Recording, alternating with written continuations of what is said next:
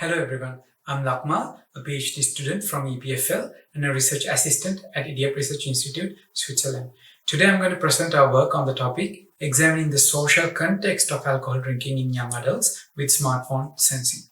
The consumption of several drinks in a row or heavy drinking can lead to many short-term adverse consequences, not only for the person drinking but also at the family and community levels. On a larger time frame, heavy alcohol consumption can also lead to long-term consequences such as poor academic performance, diminished work capacity, and premature death. Adolescence and early adulthood appear as a particularly critical period of life for the development of risky alcohol-related behaviors. And in order to limit excessive drinking among young adults, it is essential to understand the etiology and antecedents of drinking occasions. Prior work in alcohol research has emphasized the importance of the social context in shaping people's alcohol use and motives, in the sense that the consumption of alcohol or not and the amounts consumed vary depending on the presence or absence of family members, friends or colleagues, spouse or partners, and other people.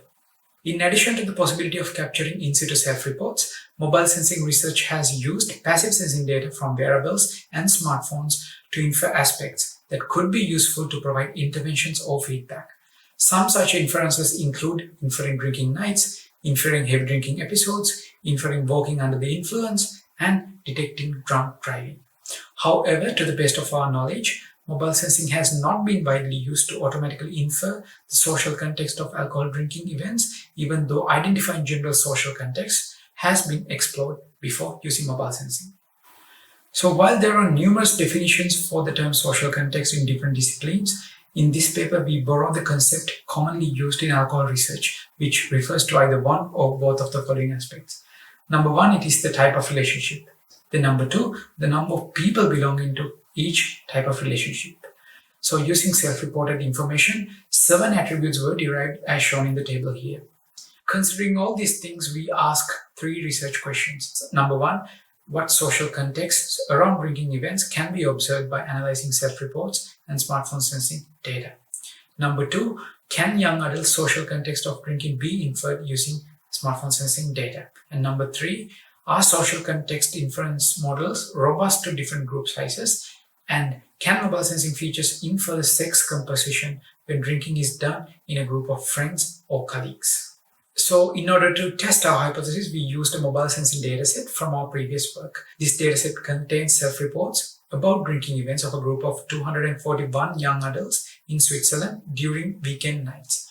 The dataset contains over 1,250 alcohol drinking related self-reports. In addition to the self-reported data, passive smartphone sensing data related to drinking context, physical activity levels, the phone usage were collected using 8 different sensing modalities to understand drinking behavior in a more holistic perspective. Here we show the distribution of self-reports for different social contexts. Participants consumed alcohol while being alone only on a small portion of occasions. This result is comparable to prior work in alcohol research, which also show that solitary drinking episodes are less frequent as compared to other social contexts. So if we move on to the inference, we defined and evaluated 7 social context inferences using passive smartphone sensing data. In training, we used leave one user out strategy, and to balance datasets, we used synthetic minority oversampling technique. If we consider results, all the 2-class inference tasks achieved accuracies over 80%. Further, all 3-class inferences achieved accuracies over 75%.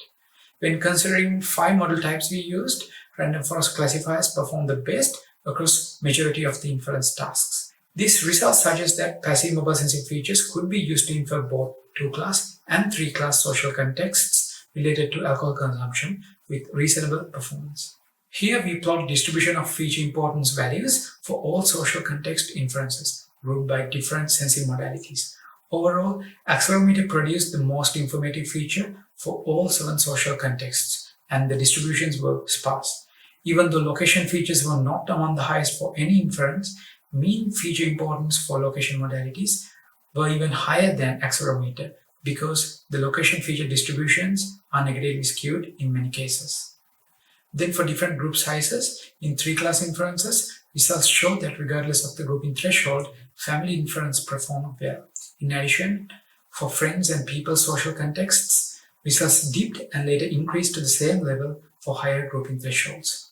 Then we defined and evaluated a 3-class inference task for drinking episodes that are done with friends or colleagues, with the classes same sex, opposite sex, and mixed sex. According to results, the random forest classifiers performed the best with an accuracy of 75.86%. This result suggests that smartphone sensing features can, to some degree, classify the sex composition of drinking groups, but more in-depth work would be needed to understand this phenomena further. So as a summary, our work emphasized the importance of understanding the social context of drinking using smartphones to obtain a holistic view regarding alcohol consumption behavior. With multiple statistical analyses, we show that features from modalities such as accelerometer, location, Bluetooth, and application usage could be informative about different social contexts of drinking alcohol. Finally, we believe these findings could be useful for Ubicom and alcohol epidemiology researchers towards implementing future mobile health systems with interventions and feedback mechanisms. Thank you very much for listening, and please refer to our paper for more details.